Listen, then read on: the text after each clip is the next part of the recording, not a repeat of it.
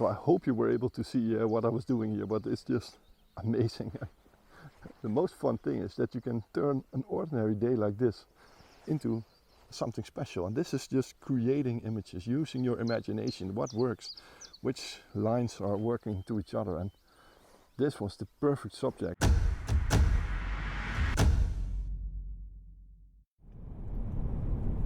There's just no better feeling than waking up in the morning, peeking through the curtains and seeing nothing, because there is one gigantic layer of fog all around your house, and that's what gets me really excited. So I'm on my way, taking a little bit of a risk here, because I wanted this type of fog where just that morning light comes through. And if I look at the weather predictions on multiple locations, some locations it says it will be foggy for until noon, and I don't want that. I want this type of fog where this golden light is coming through. And where I'm driving to right now, they predict that the fog will lift just around sunrise, so hopefully that will be the case. And so it can go two ways, or there will be no fog at all, or it will stick around, or it will be exactly as I was hoping for. So let's hope for that last one, and we'll see if that's gonna work out.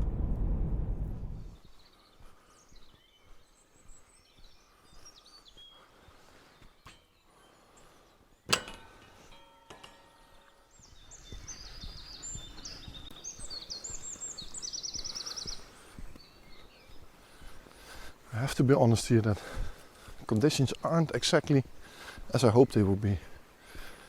So the thick layer of fog changed into a bit of a haze on the horizon, and the clear skies are just an overcast.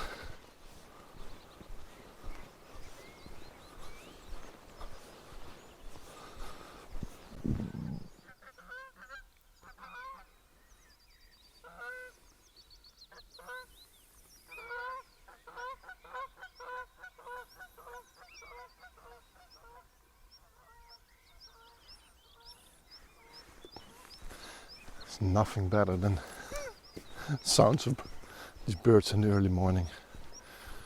Beautiful.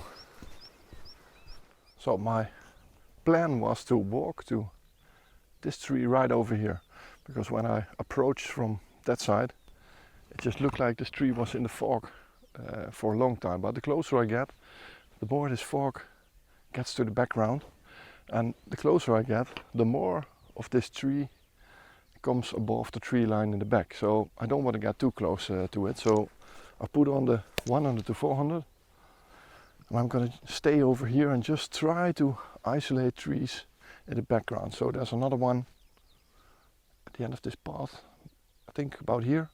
There's a dead tree, and I'm just going to try to shoot them just to have something, because there's no light coming. So when I talked in the car about it can go two ways or maybe three, I think today it went the wrong way.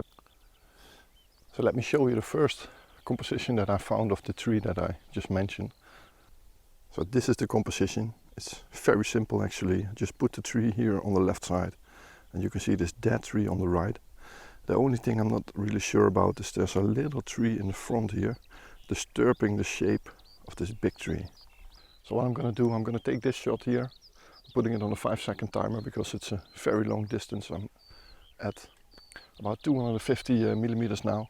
I'm going to walk a little bit to the left, and hopefully I can separate this big and this small tree, and maybe that will work. So I'm going to try that. I'm going to take the shot, 5-second timer. At least we got something. So I've moved about 50 meters to the left side here, and it definitely improved this composition. So if you're not in spectacular conditions, then just take the time to practice your compositions a little bit. So let me show you the composition that I have right now, and then we're going to compare it to the one I just shot. So it's a much cleaner and better composition on this spot. So this is the composition on this spot. You can see this tree is completely clear now. There's nothing intersecting it, just this little pole here, but it's easy to get rid of in the post-processing. And as an addition, this little bush came into the area that I'm shooting at the moment. And it's actually quite nice, you know, a big and a small tree in focus. So yeah, happy with that one. So if I compare that to the shot a couple of meters that way, it was just a little bit more dirty. So what I want to do, I want to walk through this path, try to find a spot where I can use the path as a foreground, the leading line into this tree. So that's another thing that I'm going to try. And, yeah, I think worth shooting.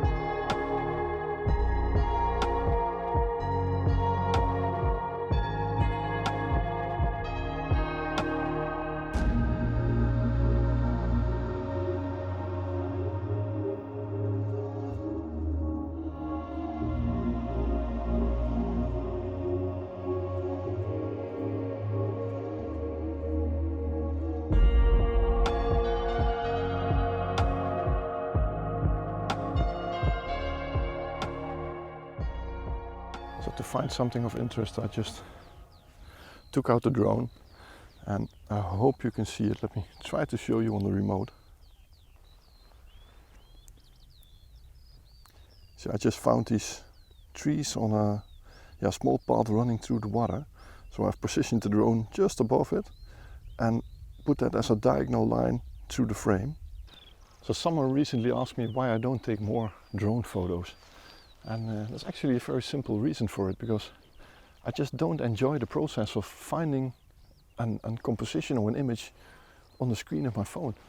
And I just much rather enjoy the process of walking around here, just using my eyes to see a composition and then getting the camera and seeing that it works. And with a drone, the only way to see a composition is by looking on that screen, and I just don't enjoy that process. And for me, photography is all about that enjoyment, you know, this hunt for compositions.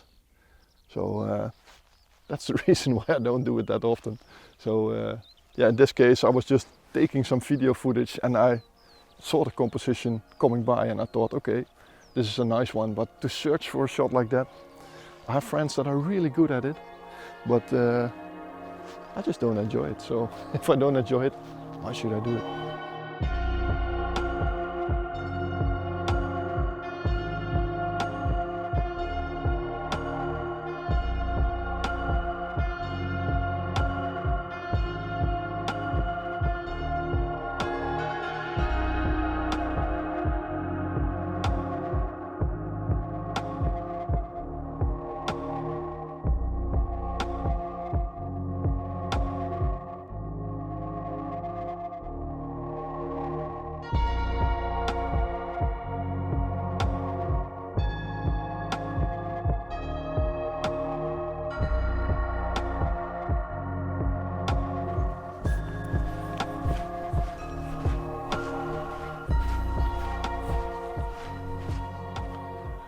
So I found another nice composition. There's a pretty nice tree on the back there, and all those grasses in the foreground, they create this, sort of a,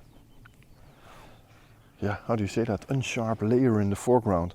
And I already know that this shot is going to be a square crop, because I think it will work much better. But because I'm a little bit further away now, the whole tree is underneath the tree line in the back. So that's what I really like about this shot. So let me show you what I'm talking about. So the tree that I'm photographing is right over there in the far distance. So it's almost impossible to see at the moment. And on camera it looks like this. You can see I've got this one tree in the center here, this grasses in the foreground, and they are pretty unsharp because it's such a long distance and I've got a lot of grass in front of it. Then yeah, the dark skyline of the trees behind it and a little bit of that sky. So I think this can be a rather nice shot, especially as a square one. Well, we will see at home. So it's a little bit difficult to get the focus right on this one, but yeah, pretty happy, pretty happy.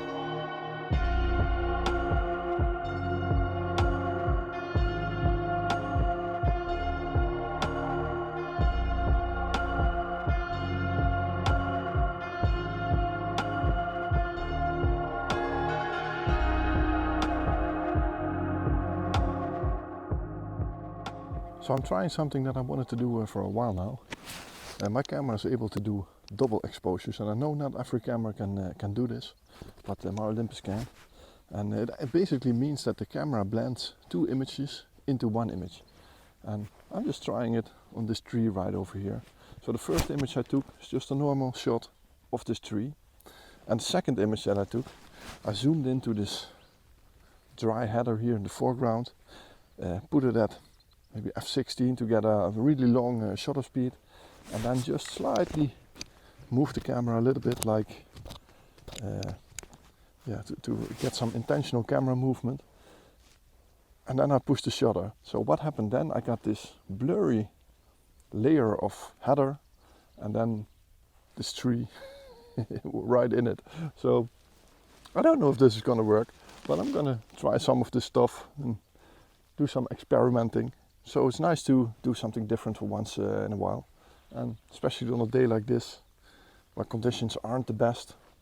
I'm just going to try this. So if this has worked, so this is the shot, please let me know in the comments what you think about it, and maybe I'll try some more of these later on. But yeah, nice little experiment.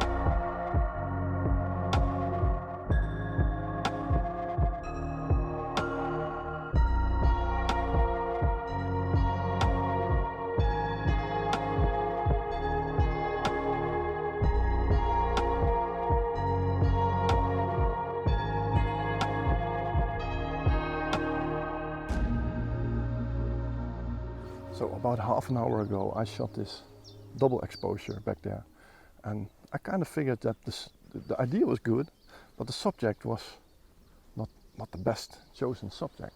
So it was the first time I did it, so it's a learning process, but I just found the perfect subject to do this double exposure. So let me show you how this double exposure works and the subject that I've found right now. So this is my main subject. You can see there's a little forest of birch trees here in the background, and I'll show you on the back of the camera. If I shoot it like this, nothing special, nothing fancy about it. So I'm going into the menu, menu 2 on my Olympus. It says double exposures. I turn it on, and now I can take 2 shots. So the first shot, I'm just going to take an ordinary shot. It doesn't really matter. It just has to be razor sharp, like this. So, and that second image, that's what it's all about.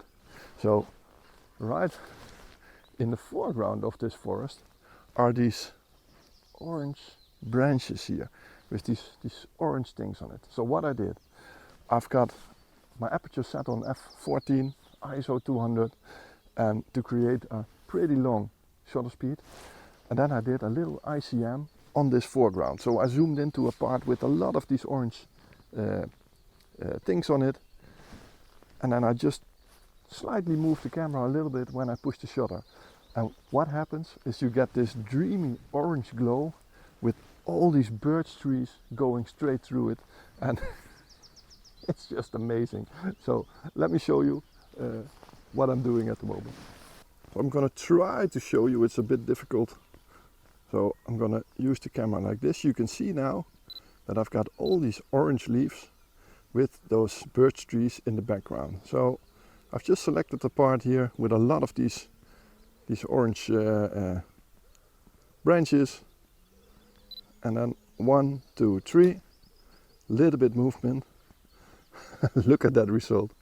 So I hope you were able to see what I was doing here, but it's just amazing.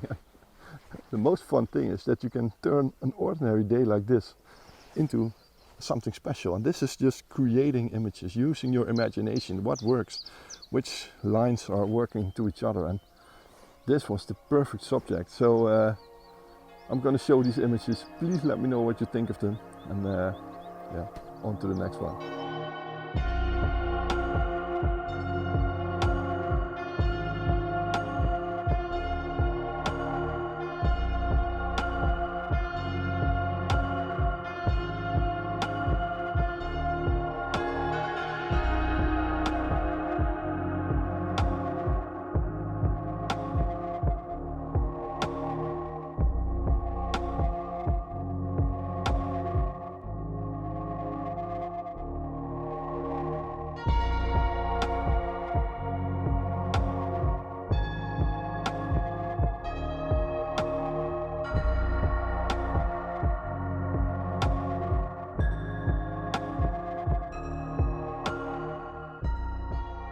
With that last photo, I think I will end the video. Yeah, I really enjoyed this trip back in nature after the madness of Amsterdam and that cherry blossom forest last week. It's really nice to be back with those early morning nature sounds, being on your own, this silence, and not those madness of 50 to 80 photographers trying to get to one frame. It's just not really my thing.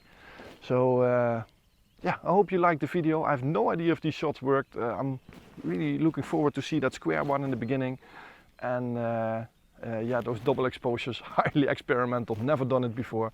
So hopefully these worked out, and yeah, we will find out at home. So thanks for watching. Please push the thumbs up button if you liked the video, and don't forget to subscribe if you didn't already. There's a button underneath this video, and if you push the little notification bell and select all, you will get a message when I release my next videos. So these on location videos always on Sundays, and on Thursdays I have tips and tricks videos, editing tutorials, that kind of stuff. So if you like the channel, don't forget, push the thumbs up and the subscribe button. So thanks for watching, hope to see you next week, and for now, bye bye.